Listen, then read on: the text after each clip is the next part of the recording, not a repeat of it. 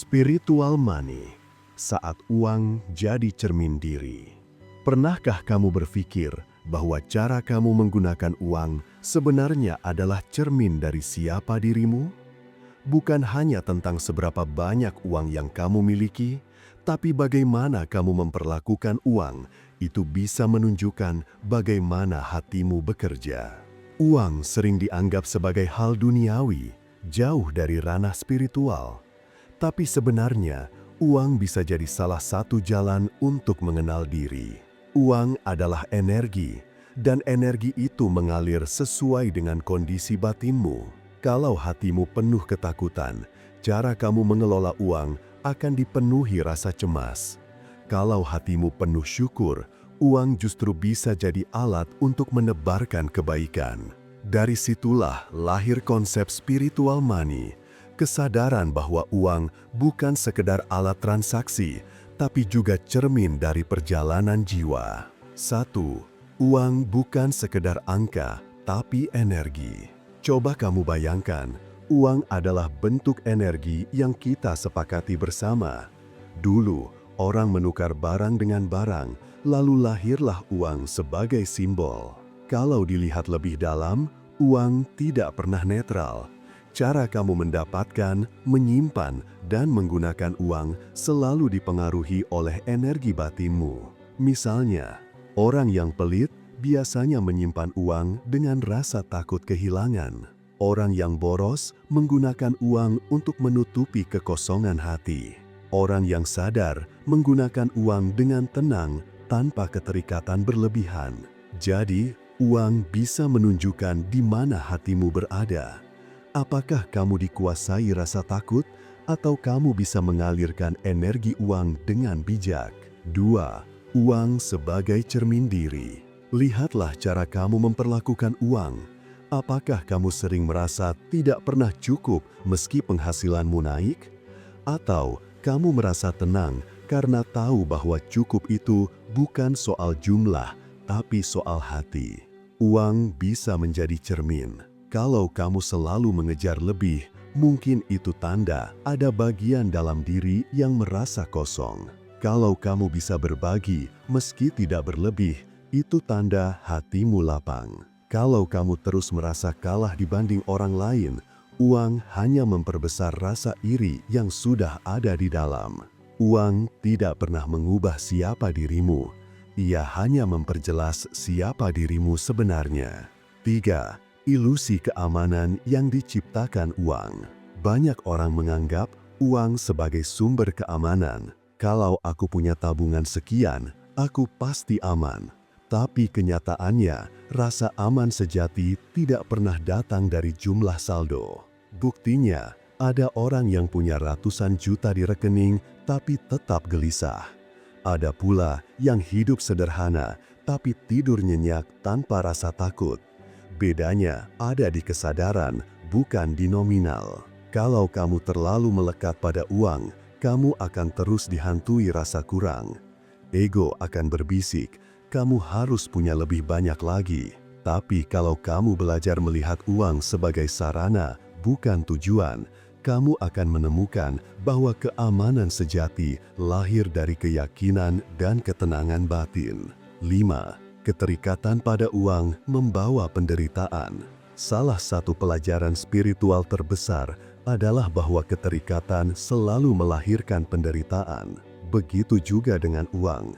Kalau kamu merasa harga dirimu ditentukan oleh seberapa banyak uang yang kamu punya, maka setiap kali uang berkurang, hatimu ikut runtuh. Kamu akan hidup dalam ketakutan, takut kehilangan, takut kalah saing, takut dianggap rendah. Padahal, uang hanyalah sarana. Nilai dirimu tidak pernah bisa ditakar dengan angka. Orang yang terlalu terikat pada uang biasanya hidup dalam siklus, kerja mati-matian, belanja berlebihan, lalu tetap merasa kosong. Seperti meneguk air laut, semakin banyak diminum, semakin haus jadinya. Dengan melepaskan keterikatan, bukan berarti kamu anti uang. Justru sebaliknya, kamu bisa menikmati uang dengan tenang tanpa diperbudak oleh angka-angka. 6. Memberi sebagai jalan pembersihan hati. Ada sesuatu yang luar biasa terjadi saat kamu menggunakan uang untuk memberi. Bukan sekedar sedekah atau amal, tapi memberi dengan kesadaran. Saat kamu memberi, hatimu diuji. Apakah kamu memberi dengan ikhlas atau karena ingin dipuji? Apakah kamu memberi dari kelimpahan atau dari rasa takut? Apakah kamu memberi untuk mengontrol orang lain atau benar-benar untuk kebaikan? Memberi adalah latihan spiritual. Setiap kali kamu melepas sebagian rezekimu untuk orang lain, kamu sebenarnya sedang melepaskan ego yang merasa ini punyaku. Dari situ, kamu belajar bahwa uang hanya titipan, bukan milik abadi. Dan anehnya, semakin kamu ikhlas memberi, justru semakin banyak pintu rejeki yang terbuka. Karena alam semesta menyukai hati yang lapang. 7. Cara kamu mengelola uang sama dengan cara kamu mengelola hidup. Pola dalam mengelola uang seringkali sama dengan pola dalam hidup. Kalau kamu sering boros, biasanya bukan cuma soal uang, tapi juga energi dan waktu yang kamu buang tanpa arah. Kalau kamu disiplin menabung, kemungkinan besar kamu juga bisa konsisten dalam hal lain. Kalau kamu suka menunda urusan finansial, biasanya itu cermin dari kebiasaan menunda dalam banyak hal. Dengan kata lain, uang bisa menjadi cermin kecil untuk melihat pola besar dalam hidupmu. Maka, belajar bijak mengelola uang juga sama dengan belajar bijak mengelola diri. 8. Kebebasan sejati saat uang tidak lagi mengikatmu. Banyak orang salah kaprah tentang kebebasan finansial. Mereka pikir kebebasan finansial artinya punya uang tak terbatas. Padahal, kebebasan sejati justru terjadi saat kamu tidak lagi diperbudak oleh uang, baik oleh kekurangannya maupun oleh kelimpahannya. Bayangkan dua orang. Yang pertama, punya tabungan miliaran, tapi tiap malam gelisah, takut bisnisnya jatuh, takut hartanya habis.